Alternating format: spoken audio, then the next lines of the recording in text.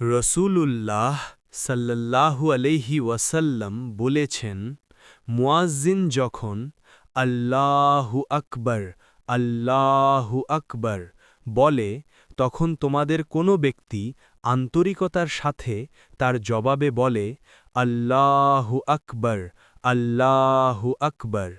যখন মুয়াজ্জিন বলে, আশহাদু আল্লা ইলাহা ইল্লাল্লাহ, এর জবাবে সেও বলে, আশহাদু আল্লা ইলাহা ইল্লাল্লাহ।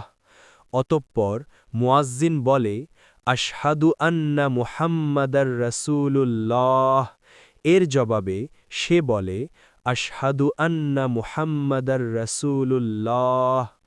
অতঃপর মুয়াজ্জিন বলে, হাইয়া আলাস সালাহ, এর জবাবে সে বলে, লা হাওলা ওয়ালা কুওয়াতা ইল্লা বিল্লাহ। অতঃপর মুয়াজ্জিন বলে, হাইয়া আলাল ফালাহ, এর জবাবে সে বলে, লা হাওলা ওয়ালা কুওয়াতা ইল্লা বিল্লাহ।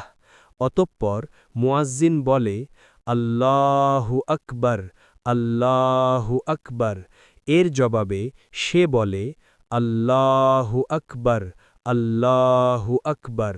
অতঃপর মুয়াজ্জিন বলে, লা ইলাহা ইল্লাল্লাহ, এর জবাবে সে বলে, লা ইলাহা ইল্লাল্লাহ।